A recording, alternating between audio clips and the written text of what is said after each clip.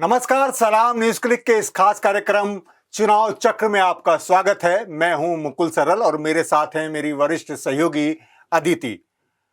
आज हम आपसे बात करेंगे महाराष्ट्र और झारखंड के चुनाव की। दोनों जगह चुनाव प्रचार बंद हो चुका है और अब 20 नवंबर को वोट पड़ने जा रहे हैं। झारखंड में दूसरे दौर का चुनाव है और महाराष्ट्र में एक ही दौर में 288 सीटों पर वोट पड़ेंगे।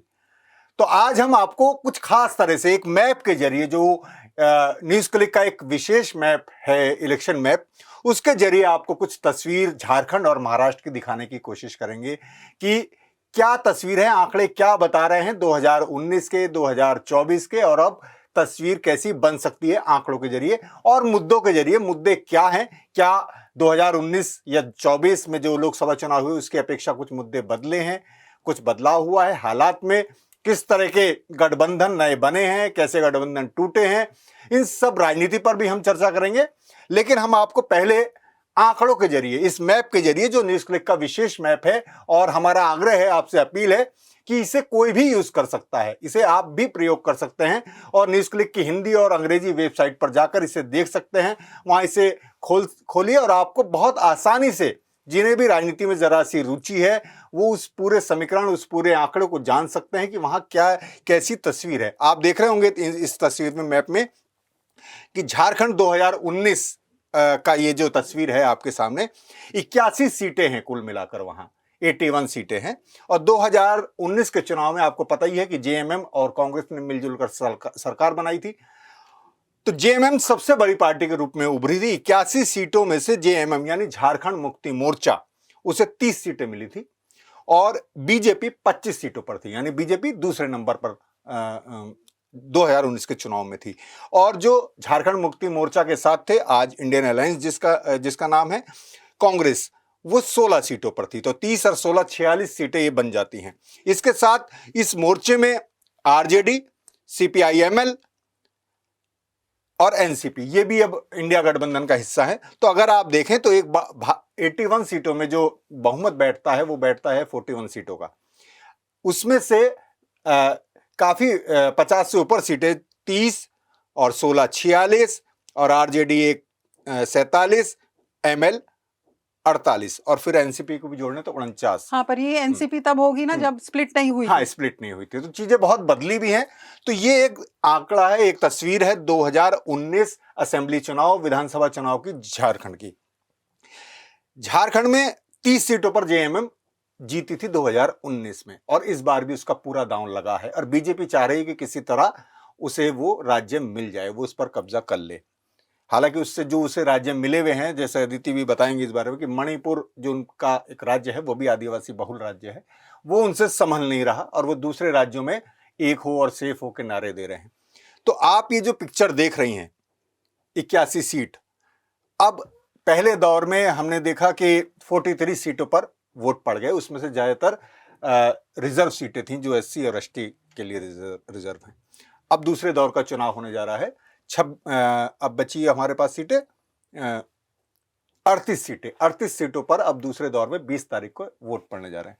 तो अगर हम इस मोटे, अभी हम इसमें और भी चीजें हैं हमारे पास इस मैप में, ये एडवांस ऑप्शन भी है, कई चीजें इसमें हैं, हम रीजन वाइज भी बात करेंगे, महाराष्ट्र के रीजन वाइज, झारखंड में किस तरह की तस्वीरें हैं, एससी एसटी की तस्वीर क्या है। तो 2019 अगर हम इस तस्वीर को देखें तो आज के उसमें आपको अभी भी बढ़त दिख रही है कि जेएमएम और कांग्रेस बढ़त लेते हुए हैं?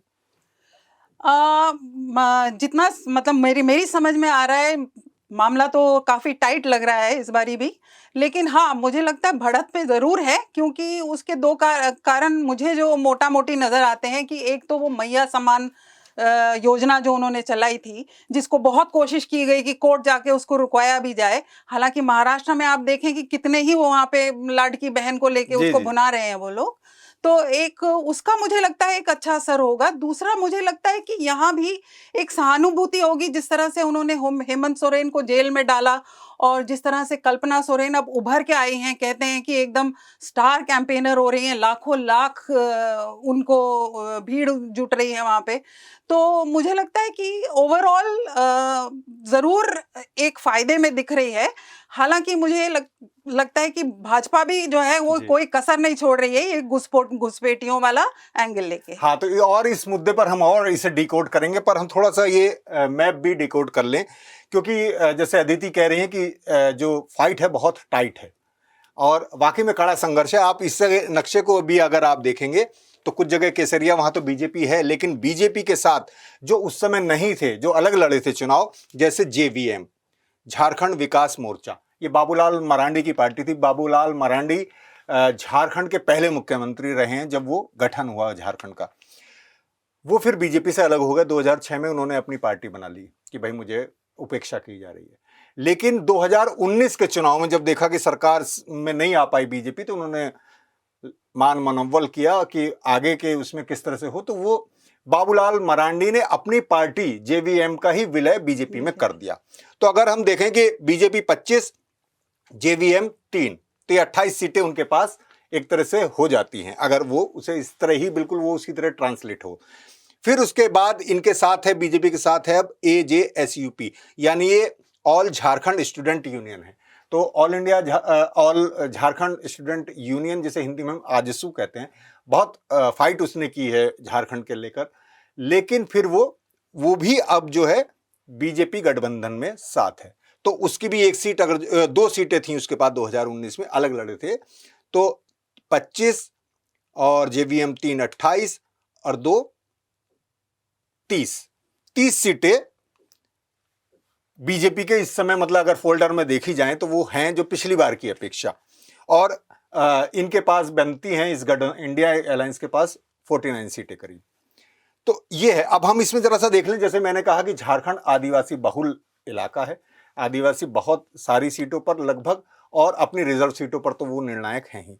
तो इसमें हम देखते हैं कि मैप में आदिवासी सीटों का क्या हाल है। तो आप देखेंगे कि ये जो, जी मुकुल जी, इससे पहले कि आप आगे बढ़ें, जितना जानकारों का है, एक फैक्टर और है इस बारी, लोगों का कहना है, अब वो सीट ले जाते हैं कि नहीं, वो जयराम महतो करके कोई एक बहुत ही यंग आदिवासी नेता उतरे हैं, तो लोगों का कहना है कि उनका भी कुछ प्रभाव हो सकता है, तो इसे ध्यान में रखें। जी, यहाँ ये आदर्श में जैसे अभी 0 था, ये आगे बढ़ सकता है। तो हम इसमें अगर इसमें जाएं तो ये तो सारी कॉन्स्टिट्यूंसी हमें दिखाता है एक एक करके, और हम यहाँ ऑल सीट में देखें तो हमारे पास 2 ऑप्शन आते हैं, रिजर्व और अनरिजर्व, जो सुरक्षित सीटें हैं और जो जनरल सीटें हैं। तो रिजर्व हम देख लेते हैं। रिजर्व है 37 सीटें, और आपको मैं बता दूं कि अभी जो 13 तारीख को चुनाव हुआ है उसमें जो 26 रिजर्व सीटों पर चुनाव हो चुका 43 में से, यानी अभी भी हमारे जो हैं 11 सीटें जो रिजर्व सीटें हैं उन पर 20 तारीख को चुनाव होना है। तो यहाँ भी देखिए रिजर्व सीटों पर भी, जो मैं कह रहा हूँ कि आदिवासी बहुल इलाका है, और वहाँ JMM जो झारखंड मुक्ति मोर्चा आदिवासी पहचान के साथ जुड़ा है। हेमंत सोरेन मुख्यमंत्री हैं, उन्हें जेल में भी डाला गया, उस सारा प्रकरण आपने देखा होगा।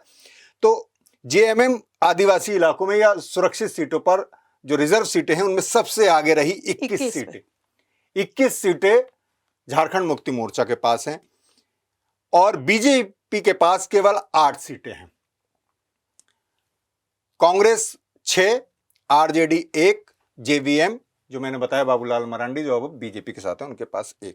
तो ये जो पूरा आपको आदिवासी बहुल इलाके का सेंटिमेंट है, जिस तरह से उनके लिए जल जंगल जमीन एक बड़ा महत्वपूर्ण मुद्दा है, वही उनका धर्म है, वही उनके देवता हैं, और जिस तरह उन्हें हिंदू फोल्डर में लाने की कोशिश बीजेपी कर रही है, नारा दे रही है बटेंगे तो कटेंगे, एक हैं तो सेफ हैं। काफ़ी झारखंड में, महाराष्ट्र में काफ़ी इसके खिलाफ आवाज़ें आई, लेकिन झारखंड में ये नारा अभी भी दोहराया जा रहा है। तो क्या आदिवासी एक हिंदू पहचान के साथ जुड़ते हैं बीजेपी से? क्या उनका वो नारा वहाँ सफल होगा, या जो आदिवासियों की अपनी समस्याएं हैं, जल जंगल जमीन बेरोजगारी में, ये वो सेंटिमेंट बना हुआ है, तो क्या वहाँ बीजेपी सेंध लगा पाएगी इस तरह के प्रचार के जरिए? मुझे लगता है कि बीजेपी को काफ़ी मुश्किलों का सामना करना पड़ेगा, क्योंकि जहाँ तक कहते हैं कि 40% वहाँ पे झारखंड के पास जो है मिनरल वेल्थ है, जिसे कहते हैं, लेकिन देश में सेकंड पुअरेस्ट स्टेट है झारखंड, और जहाँ पे आदिवासियों की संख्या ज़्यादा है, वहाँ पे बेरोजगारी गजब की है, और ये जो इतनी मतलब जिसे कहते हैं संपदा है हम उनके पास, उनके जल जंगल जैसे आपने कहा, उन पे आदिवासियों का क्या रहा है? कुछ भी नहीं रहा है। तो मुझे नहीं लगता है कि बीजेपी के लिए बहुत आसान होगा आदिवासी बहुल इलाकों में सेंध मारना। बाकी दूसरी बात ये है कि वहाँ पे पॉवर्टी रेट जिसे कहते हैं, गरीबी संख्या भी कम 29% है। और दूसरा है कि आजकल वहाँ पर आप देख रहे हैं कि इन्फ्लेशन कितना बढ़ा है। अभी पीछे भी आया है कि 14 महीने में पहली बार इतना। तो जहाँ पर बेरोजगारी इतनी है, जहाँ पे ज़्यादातर झारखंड के लोग छोड़ के यहाँ पे आके कंस्ट्रक्शन कर रहे हैं अर्बन सेंटर्स में, वहाँ पे ज़रा मुश्किल ही होगा आदिवासी इलाकों में भाजपा का सेंध मारना। बाकी अर्बन इलाकों का जब हम देखेंगे तब आप उसमें ज़्यादा बता तो मैं एक अपने दर्शकों को ये भी बता दूं कि जिस तरह की एक धारणा रही है कि छोटे राज्य बहुत विकास करते हैं, इसी नाम पर झारखंड, छत्तीसगढ़, उत्तराखंड इस तरह के राज्य बनाए गए, लेकिन ये दुर्भाग्य है कि वो उस तरह से इस ऐसी राजनीति का शिकार हुए कि वो विकास नहीं कर पाए। और केंद्र से जो थोपी गई हैं उन पर नीतियां, जैसे अदिति ने भी कहा कि आदिवासी बहुल इलाका है, लेकिन आदिवासियों को विशेषाधिकार भी उन इलाकों को दिए गए हैं, स्वायत्तता दी जाती है तमाम तरह से, लेकिन उनके अधिकार को लगभग उन्हें मिल ही नहीं पाया और वो अपनी नीतियां खुद तय नहीं कर पाए। केंद्र या दिल्ली के स्तर पर वो सब चीजें तय हुई। यही वजह कि वहां बहुत विरोध हो रहा है कि वहां जो खनिज संपदा, जैसे अदिति ने बताया, 40% देश की खनिज संपदा झारखंड में है अकेले, और उसका दोहन कौन कर रहे हैं? कुछ पूंजीपति। बिल्कुल उसी का विरोध हो रहा है कि उनसे अनुमति नहीं ली जा रही, दोहन किए जा रहे हैं।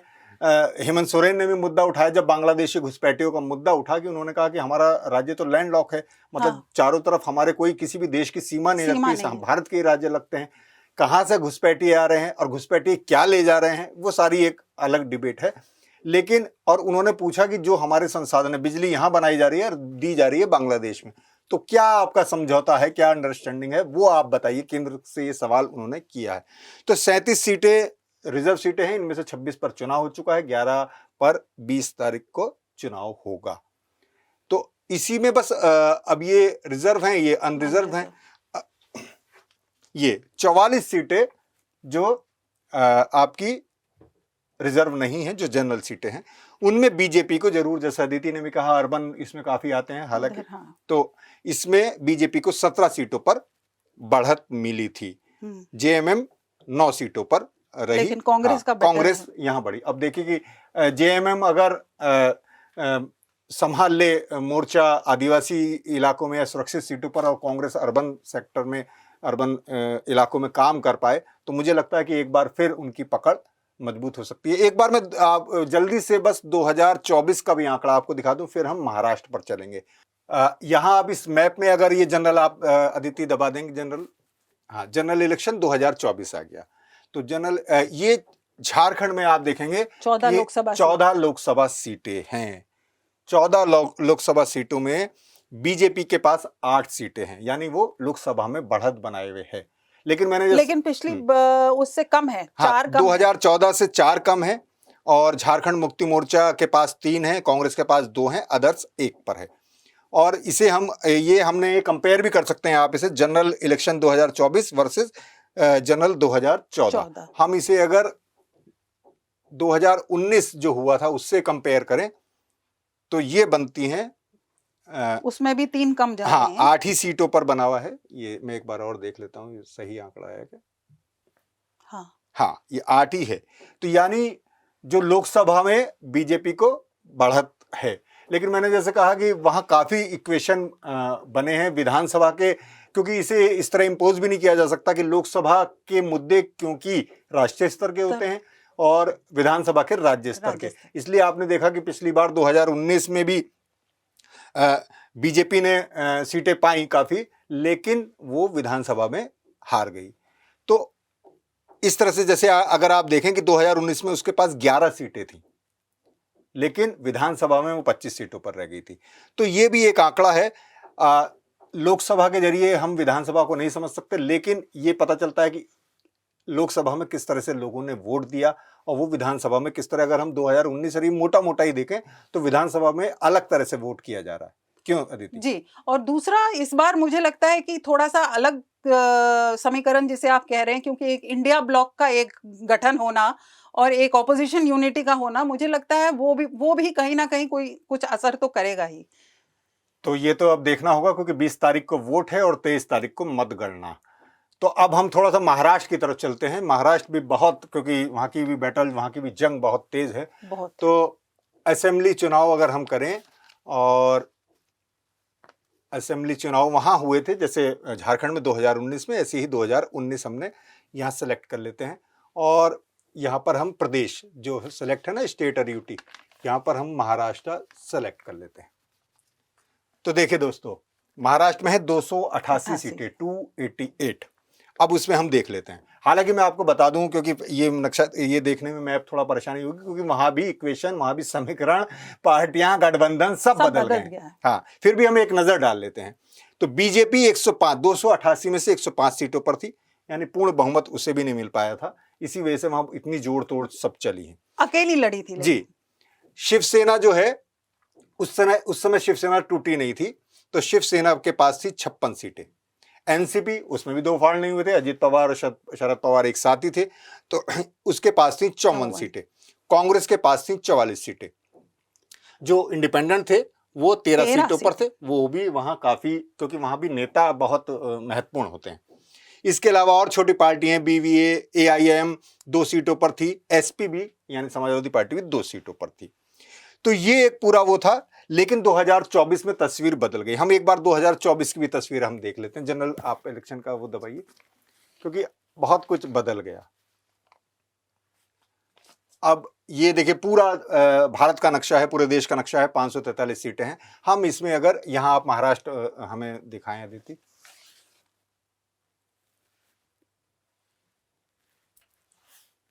देखिए 48 सीटें हैं, बड़ी संख्या है। एक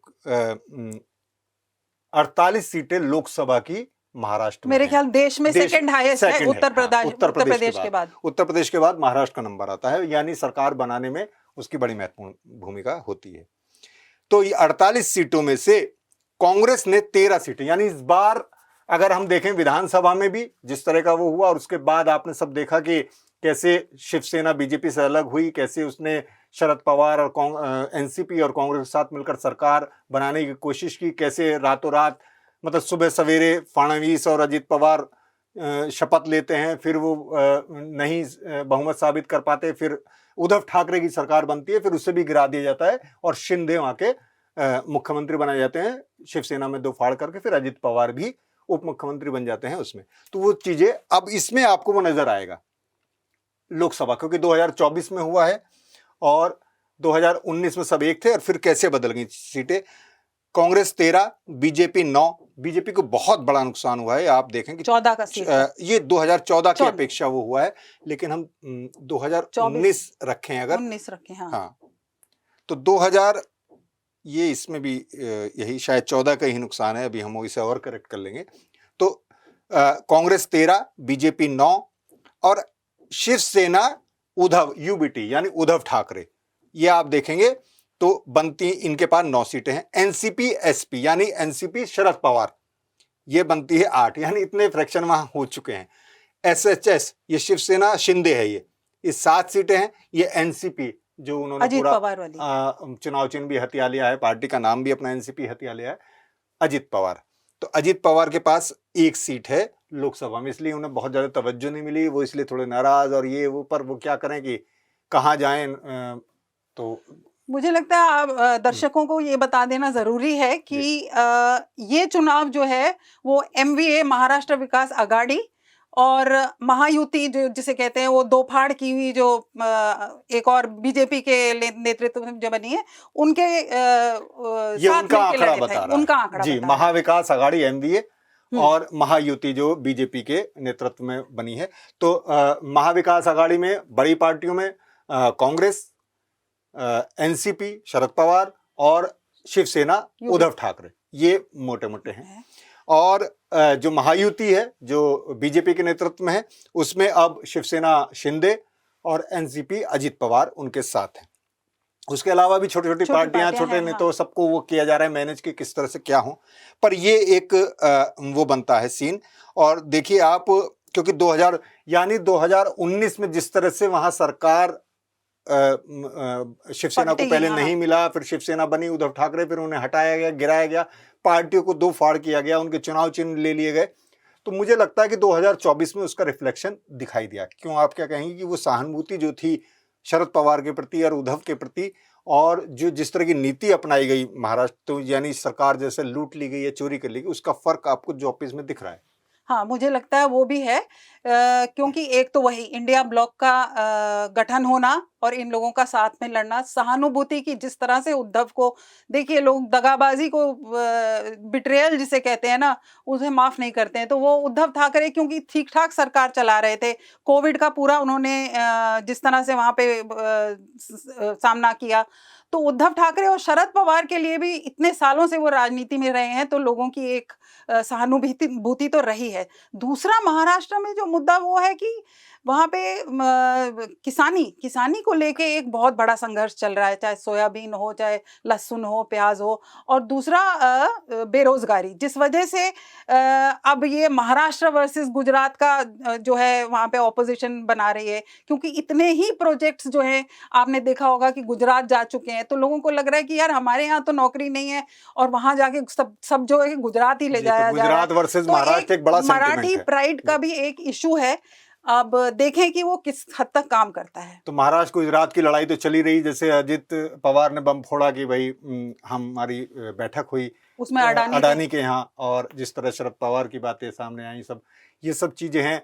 महाराष्ट्र वर्सेस यूपी भी चल रहा है, जिस तरह योगी आदित्यनाथ वहां जाके बटेंगे तो कटेंगे का नारा दिया उसे, हालांकि उन्होंने बीजेपी में और में ही लोगों ने पसंद नहीं किया। अजित पवार ने प्रोटेस्ट किया है, पंकजा मुंडे ने प्रोटेस्ट किया है, पूनम महाजन ने कहा, तमाम तरह से इस तरह से चीजें हुई हैं कि अब आपने कहा कि एक बड़ा मुद्दा है वहां खेती किसानी, किसान। तो किसान का जब भी नाम आता है महाराष्ट्र में तो हमें विदर्भ याद आता है जी। विदर्भ का किसान, उसने बहुत स्ट्रगल किया, बहुत वो किया। हम देखते हैं जी, इसमें हम यहाँ एडवांस ऑप्शन अगर हम करेंगे, ये एडवांस ऑप्शन में हम जाएंगे तो हमें दिखाई देगा ऑल सीट, और 2019 हमने असेंबली इलेक्शन, आप यहाँ पे महाराष्ट्र सिलेक्ट कर देंगे, ये महाराष्ट्र आ गया 288 सीट। अब इसमें हम रीजन वाइज देखते हैं जरा सा। सबसे पहले हम खेती किसानी के संदर्भ में जब बात कर रहे हैं तो हम विदर्भा बात करेंगे, क्या स्थिति थी वहां किसी की। देखिए बीजेपी को कितनी सीट्स मिली हैं आप इस नक्शे को देख सकते हैं, क्या रंग है। बीजेपी को 29 सीटें मिली हैं वहां 62 में से। विदर्भ के क्षेत्र में 62 सीटें आती हैं, और 29 सीटें यानी बीजेपी ने बढ़त वहां बनाई थी। इस बार जो खेती किसानी का मुद्दा है, जैसे अदिति ने भी कहा, सोयाबीन का मुद्दा है, कपास का मुद्दा है, ये एक बड़े मुद्दे चल रहे हैं वहां। देखिए ये क्योंकि 2019 है तो फिर आप यहाँ थोड़ी गफलत में मत पड़िएगा, क्योंकि यहाँ एनसीपी एक ही रहेगी, आपको शिवसेना भी एक ही रहेगी। कांग्रेस 15 थी और एनसीपी जो ज्वाइंट थी वो 6, और शिवसेना जो थी 4 सीटें पर थी।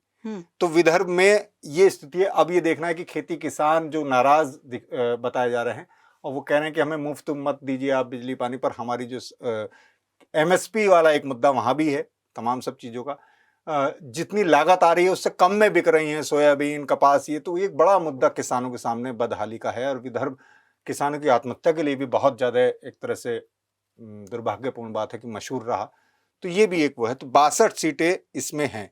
इसमें विदर्भ में मुकुल जी, जानकारों का कहना है कि विदर्भ जो है ना, ये मेकर या ब्रेकर हो सकता है, क्योंकि यहाँ बीजेपी का स्ट्रॉन्ग होल्ड माना जा रहा है। जैसे कि आपको दिख रहा है कि बीजेपी इतना जीती थी, लेकिन ये हिंदू अखबार ने जो आज आंकड़ा निकाला है 2024 के जो अभी लोकसभा चुनाव हुए हैं, उसमें अगर आप असेंबली सेगमेंट देखें तो सिर्फ 19 असेंबली सेगमेंट में महायुति आगे रही है, बनिस्बत की पिछली बारी बीजेपी शिवसेना 33 सीटें में, मतलब सेगमेंट्स में आगे थी। तो ऑलमोस्ट आप सोचिए कि हाफ से भी कम उनका इन्फ्लुएंस कम हुआ है। अब देखना पड़ेगा कि इस बार क्या होता है। विदर्भा के साथ हम थोड़ा थोड़ा एक रीजन जो है मुंबई हम सब जानते हैं, मुंबई महाराष्ट्र की राजधानी है, पर मुंबई रीजन में काफी सीटें आती हैं। हालांकि ये छोटा एक रीजन है महाराष्ट्र के हिसाब से, 36 सीटें आती हैं। देखिए, तो जो अदिति ने पहले भी कहा, चाहे वो अर्बन सेक्टर में, अर्बन इलाकों में झारखंड की बात हो या महाराष्ट्र की बात हो, यूपी की बात हो, कहीं की भी, तो वो बीजेपी को थोड़ा एज रहता है, अपर हैंड रहता है। यहाँ भी अगर बीजेपी देखें, 36 में से 16 सीटें 2019 में जीती थी। और अर्बन में ज्यादातर शिवसेना बीजेपी वर्सेस बीजेपी हाँ, ही है। तो देखिए कांग्रेस का भी शिवसेना भी, रूरल में हाँ, ज्यादा है। शिवसेना 14, यानी बिल्कुल नेक टू नेक इनका वो था। कांग्रेस यहाँ 4 पर ही थी। तो इस तरह से एक स्थिति बनती है। यहाँ भी एक मुद्दा ये होने वाला जी। है कि इन्होंने इतने साल वहां पे राज किया, अभी तक बृहन मुंबई म्युनिसिपल कॉर्पोरेशन के चुनाव नहीं हुए जी, तो ये वो भी एक मुद्दा भी है। तो अब हम देख लेते हैं एक मोटा मोटा आंकड़ा, एक मराठवाड़ा, मराठी अस्मिता एक वहां बड़ा मुद्दा है। मराठा आरक्षण बड़ा मुद्दा है। जो उसके प्रमुख नेता हैं वो इस बार चुनाव में नहीं है, पहले था कि चुनाव लड़ रहे हैं, लेकिन वो किस तरह से खेल को बदल सकते हैं, क्या है वो सारा सीन है वहां है। मराठवाड़ा में 46 सीटें। बीजेपी को भी यहाँ अपर हैंड रहा था, 16 सीटें उसके पास थी, शिवसेना के पास 12 थी। और एनसीपी का काफी अच्छा रहा है यहाँ पे। जी, एनसीपी 8, ना? यानी एनसीपी उस समय डिवाइड नहीं हुई थी। मैं आपको बता दूं, 2019 का हम आंकड़ा बता रहे हैं। तो 8 सीटें ये थी। अदिति, आप इस मराठवाड़ा को लेकर कुछ बताएं। मराठवाड़ा को लेकर भी जहां जितना मुझे समझ में आ रहा है कि अगर 2024 का जो अभी लोकसभा इलेक्शन ऑलमोस्ट मतलब काफी यहाँ पे टक्कर है जितना भाजपा ये, लेकिन ये भाजपा शिवसेना तब का है जब वो लोग एक साथ थे, अब अलग हो गए। तो अब जो शिवसेना वाला जो रंग है, कौन सा रंग है ये शिवसेना का? ऑरेंज। ये आप इसी के साथ जोड़ लीजिएगा, ये नीले के साथ और हरे के साथ। जी, है ना? तो इन्फ्लुएंस वाइज ये एक रीजन है जहां पे मुझे लगता है कि एमवीए बेहतर कर सकती है। जी, अगर हम चाहें तो इस नक्शे को हम बड़ा भी करके दिखा सकते हैं। ये इस तरह से ये एक नक्शा पूरा। हाँ, तो यहाँ देखेंगे आप कि ये जो नीला है ये एनसीपी का है, ये हरा है तो ये कांग्रेस का है, और ये है शिवसेना का। तो यहाँ पे लग रहा है कि कांटे की टक्कर, मतलब ऑलमोस्ट नेक एंड नेक है मराठवाड़ा में। तो ये और ये भी एक रीजन है जहाँ पे किसानी एक बहुत बड़ा मुद्दा है। हाँ, मराठवाड़ा में भी। और यहाँ पे आरक्षण भी मुद्दा है। आरक्षण भी मुद्दा है, और मराठा वाला, और ये ट्राइबल जल जंगल वाला भी। कोंकण हम चलें, अगर कोंकण एक रीजन है, देख रहे होंगे आप इस नक्शे में, इधर आप अदिति दिखाएं अपने दृश्य। हाँ, ये कोंकण में यहाँ पे फिशरमैन कम्युनिटी वगैरह ये सब होती है। तो पूरी 39 सीट है, 39 सीटें।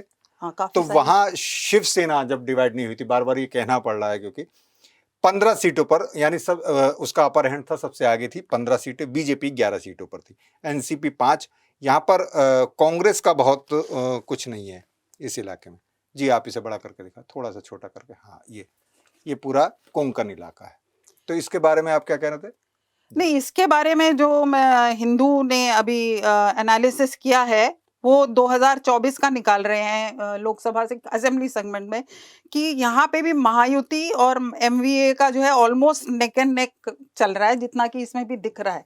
क्योंकि यहाँ पे भी अगेन शिवसेना, ये है बीजेपी, ये सारा शिवसेना है फिशरमैन कम्युनिटी के बीच में, और ये सारा एनसीपी है। तो शिवसेना एनसीपी की यहाँ पे स्ट्रॉन्ग होल्ड है।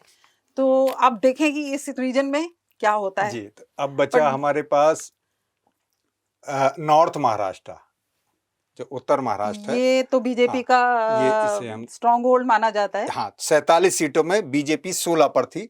एनसीपी यहाँ एनसीपी शरद पवार की जो एनसीपी थी उसका भी होल्ड है, वो भी नेक टू नेक लड़ती है यहाँ पे। हाँ, टक्कर है। ये है। कांग्रेस यहाँ 7 सीटों पर थी, तीसरे नंबर पर थी। शिवसेना जब बटी नहीं थी तो 6 सीटों पर थी। तो इसके बारे में कुछ आप विशेष जानकारी? इसमें भी वही सवाल आ जाता है ना, क्योंकि इस बार जैसे आपने बोला कि पूरे समीकरण बदल गया है। जब हम एनसीपी का कहते हैं तो एनसीपी भी तो बढ़ चुकी है। जी। तो शिवसेना भी बढ़ चुकी है। तो अब वो किस तरह से प्ले आउट करता है वो देखने की बात है। वरना तो देखा जाए यहाँ भी कांटे की टक्कर नजर ही आ रही है, लेकिन वो किस तरह से वोट बढ़ता है वो देखने की बात है। अब हमारे पास बचता है वेस्टर्न महाराष्ट्र, पश्चिमी महाराष्ट्र। यहाँ देखिए, ये 58 सीटें आ जाती हैं। ये यहाँ से भी बढ़ा, हाँ, ये बढ़ा दीजिए आप जी। ये है पूरा।